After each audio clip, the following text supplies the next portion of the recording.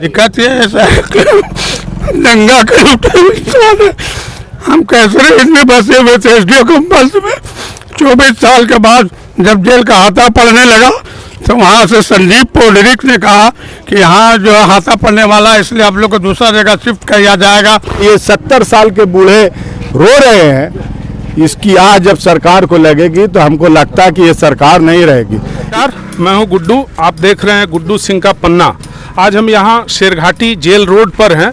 Road के किनारे बसी हुई एक पूरी आबादी है। आप देख रहे हैं यहां पर बड़ा घर बसा हुआ है।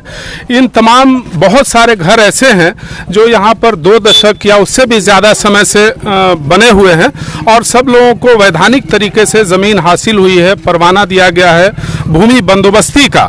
लेकिन आज जो एक बैठक थी यहाँ पर लोग बता रहे थे उसमें यह था कि ये तकनीकी तौर पर आमस अंचल की महुआ पंचायत का हिस्सा है, इसलिए आमस के सीओ ने, अंचलाधिकारी ने इन तमाम घर वालों को नोटिसें दी हैं और अतिक्रमणवाद चलाकर उनको हटाने का आदेश दिया है। 24 सितंबर तक उनको आखिरी डेडलाइन है हटाने की। यह नहीं बताया गया है कि आप हटकर कहाँ जाएंगे, पुनर्वास का कोई इंतजाम नहीं किया गया है और इनकी जो वैधानिक रूप से हासिल की गई ज़मीन है उसको ले लेने के लिए, अधिग्रहित कर लेने के लिए कोई मुआवजा भी नहीं दिया गया है, कोई क्षतिपूर्ति की राशि भी नहीं दी गई है। यहाँ पर तमाम सब ऐसे लोग हैं जो प्रभावित परिवार के लोग हैं, डरे हुए हैं, आतंकित हैं ये इस नोटिस से जो अंचल कार्यालय से दी गई है। और बड़ा अजीब बात है कि वो ज़मीन जहाँ पर ये बसे हुए हैं, जो पर्चा इनको मिला है, जो ज़मीन का मालिकाना हक बताने वाला पर्चा है, उस ज़मीन पे जो खाता, खेसरा, प्लॉट नंबर लिखा हुआ है उसका मेल इस नोटिस से नहीं खाता है जो इनको दिया गया है। अर्थात तो वो नोटिस किसी दूसरे ज़मीन की दी गई है और ये रह रहे हैं किसी दूसरी ज़मीन पर। ये बताता है कि प्राथमिक तौर पर जो राजस्व विभाग में काम हो रहा है वो कितना घटिया, कितना स्तरहीन ढंग का हो रहा है, जहां पर उनके पास ज़मीनी जानकारी भी नहीं होती है कि आदमी कहां पर है, किस ज़मीन पे बसा हुआ है, नोटिस किसको दिया जाए। ये तमाम चीज़ें हैं। हम यहाँ पर प्रभावित परिवार के लोगों से बात करते हैं। सबसे पहले आप अपना नाम बताइए। अहमद हुसैन अंसारी। क्या दिक्कत है आपको? दिक्कत ये है दंगा कर उठे हम कैसे इतने बसे हुए थे एसडीओ कंपल्स में 24 साल के बाद जब जेल का हाथा पड़ने लगा तो वहाँ से संदीप पोडरिक ने कहा कि यहाँ जो हाथा पड़ने वाला है इसलिए आप लोग को दूसरा जगह शिफ्ट किया जाएगा। तो हम लोग को यहाँ संदीप पोडरिक ने बसाया, वास्कित पर्चा दे करके 1998 में, और 1998 से बसे हुए हैं सर। आज 24 साल वहाँ थे कैसरे हिंद में, 24 साल यहाँ हो गया। और देखिए नोटिस अतिक्रमण का धमकी देकर हम लोग को घर जाने के लिए बोला सर। हम लोग कहाँ जाए, हमारा बाल बच्चा लेके 70 साल की उम्र में कहाँ जाए। 24 साल हो गया सर, यहाँ बंदोबस्ती परवाना है, सब कुछ है, कटियान है, रसीद कट रहा सर, 122 तक का रसीद दाखिल खारिज कटा हुआ। हम लोग को इंसाफ चाहिए सर। ये बता रहे थे कि 1998-99 में जब शेरघाटी के तत्कालीन एसडीओ संदीप पोडरिक हुआ करते थे, वो आईएएस थे, ट्रेनी के रूप में यहाँ पर एसडीओ के रूप में काम कर रहे थे, तो उन्होंने अनुमंडल कार्यालय परिसर में जो पड़ाव था और जो केसरे हिंद की ज़मीन थी वहाँ ये तमाम लोग बसे हुए थे।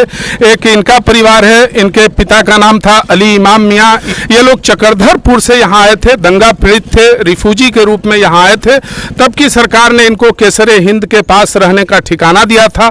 लेकिन जब अनुमंडल कार्यालय बनने लगा तो उस समय के एसडीओ ने इनको दूसरी जगह पर जमीन अलॉट की, भूमि बंदोबस्त किया, बाजाब्ता परवाना दिया और तब इन लोगों ने आके अपनी जमीन पर मकान बनाया। उस वक्त भी जैसा कि बता रहे थे 1999 में यह जेल 2000 में यहाँ पर बना है, तो 1999 में जब जेल बनने की बात आई थी तो भी जेल वालों ने या प्रशासनिक अधिकारियों ने नापजोख की थी और इनकी जमीन को भी लेने की कोशिश की थी।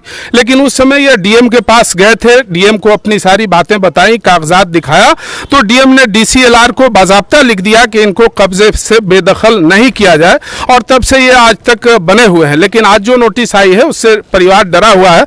हम और लोगों से बात करेंगे। इधर आइए, क्या दिक्कत है आपको, आप इस परिवार से बताइए। जी सर, परिवार से यही दिक्कत है कि मतलब जो भी गरीब लोग हैं उनको इस तरह हटाना नहीं चाहिए। ये नोटिस दिए हैं कुछ और, प्लॉट नंबर कुछ और है। ये तो कहीं का कानून बनता नहीं है, विधानसभा का भी कानून नहीं है।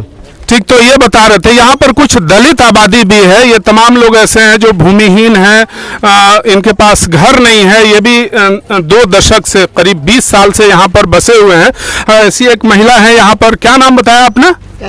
ये कैली देवी, क्या दिक्कत है बताइए? दिक्कत है सर कि भगाने से हम लोग के कारण कि यहाँ से भाग जाओ, कहाँ जाए, बाले बच्चे हम लोग कहाँ जाए, कमाता खाता है, न रहे का ठिकाना न और कुछ के ठिकाना, हम लोग कहाँ रहेंगे। ये बता रही है कि इनको झोपड़ी है इनकी, यहाँ पर 2 दशक से रह रहे हैं, 20 साल से, इनको भी हटाया जा रहा है, इसी तरह की नोटिस दी गई है। ये तमाम लोग बात कर रहे हैं। यहाँ पर हमारे साथ एक स्थानीय नेता हैं जो राजद की जिला इकाई के अल्पसंख्यक प्रकोष्ठ के अध्यक्ष हैं, वसीम अकरम साहब। बताइए क्या दिक्कत है? 1998-99 में इन सारे लोगों को सरकार के द्वारा पर्चा दिया गया और उस टाइम से इन लोग यहाँ पे रह रहे हैं। हम लोग भी इसी गाँव के हैं और सारे लोग गरीब हैं। आज भी ये मजदूरी करते हैं तो 2 वक्त की रोटी खाते हैं। अगर आज ये मजदूरी करने नहीं जाएंगे तो इनके घर में चूल्हा नहीं जलेगा। एक तो कोरोना का महामारी, ऊपर से लॉकडाउन, सारे लोग, पूरा देश इस कोरोना से झेल रहा है और सरकार गरीब को हटाने पे लगी है। हम सीओ साहब से बहुत आदर के साथ मांग करना चाहते हैं और कहना चाहते हैं कि आप पहले नियम कानून को जान लें। आप एक कागज़ के नोटिस को भेज के किसी के घर के वालों के नींद और चैन को जो छीन लिया है, सारे लोग बेचैन हैं, बीमार हैं। ये 70 साल के बूढ़े रो रहे हैं। इसकी आज जब सरकार को लगेगी तो हमको लगता है कि ये सरकार नहीं रहेगी। ये सरकार तो डायरेक्ट हमको लगता है, आपके माध्यम से हम कहना चाहते हैं कि दलित और माइनॉरिटी को टारगेट कर रही है ये सरकार। आप देख लीजिए, सब गरीब लोग यहाँ पे हैं और 25 साल से यहाँ पे रह रहे हैं। इसके पहले कैसरे हिंद में रह रहे थे, जैसा कि आपको पूर्व में भी बताया गया। पौंडरिक साहब ने इन लोगों को बसाया है और ये कहाँ का कानून है ये हमको बता दें। आपको हम दिखाना चाहते हैं कि एक इन लोगों को बंदोबस्ती किया गया है। ये इनको पेपर मिला है बंदोबस्ती का, भूमि परवाना का। आप देख लीजिए, ये परवाना इन लोगों को मिला है। उसके बावजूद इनको इस तरीके से हटाया जा रहा है जैसे कि इनके घर में ये नौकरी करते हैं कि आप काम में नहीं आइए। इसका एक नियम है, अगर आप हटा रहे हैं तो भारत सरकार ने यूपीए के सरकार में जो कानून बना था, भूमि अधिग्रहण कानून, आप जब भी जमीन लीजिएगा तो उसका 4 गुना मुआवजा दीजिएगा और उनको वक्त दीजिएगा। उनको आप बताइएगा कारण, क्या कारण है जमीन लेने का, ये कारण बताइएगा। ये कोई कारण भी नहीं बता रहे। ये आया, एक नोटिस दे दिया और बोला कि आप बुलडोजर चला देंगे, 24 तारीख को खाली कर दीजिए। तो बहुत बड़ा आंदोलन राष्ट्रीय जनता दल इन लोगों के साथ खड़ा है, बहुत बड़ा आंदोलन करने जा रहा है। अगर ये नेता थे राजद के। हमारे पास एक और यहाँ पर हैं जदयू के दक्षिण बिहार के अल्पसंख्यक प्रकोष्ठ के महासचिव हैं तबरेज आलम खान साहब। राजनीति में काफ़ी सक्रिय रहे हैं और इसी क्षेत्र के रहने वाले हैं। हम जानेंगे क्या दिक्कत है इनकी।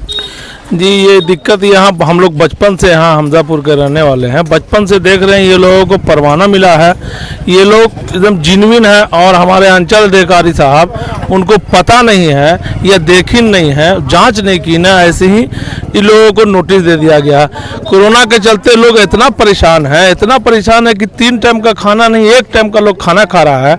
ये लोगों को देखना चाहिए और फाइल पर नहीं काम कीजिए, देख के जाँच करके काम किया जाए, ना कि हमारी सरकार को बदनाम करने का कुछ लोग कोशिश जो कर रहे हैं। नहीं, हम कुछ दिन पहले हमारे सांसद विजय मांझी साहब से हमने बात किया इस विषय में, और नहीं होगा तो मैं कल्याण मंत्री साहब पास जाएंगे, नीतीश कुमार साहब पास जाएंगे और जाकर ये बात कहेंगे कि हमारे गरीब लोगों को तंग किया जा रहा है। ये दिक्कत है कि ये जो ज़मीन से हटाने का एक नोटिस दी गई है, सारा मामला इसी से खड़ा हुआ है और ये बगैर किसी जांच पड़ताल के ज़मीनी सच्चाई को जाने हुए ये जो इस तरह की नोटिसें दी गई हैं, इससे समूचा परिवार यहाँ पर रहने वाला आतंकित है और डरा हुआ है।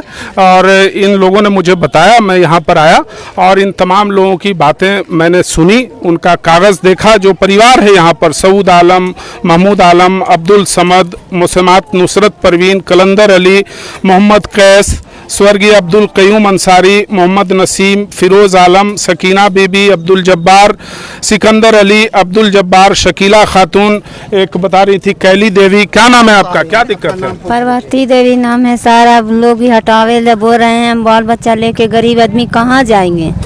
हमको घर खाली कर लगवाए कर रहे हैं कि डोजर ला के गिरा देंगे तो हम लोग कहाँ रहेंगे, रोड पर रहेंगे।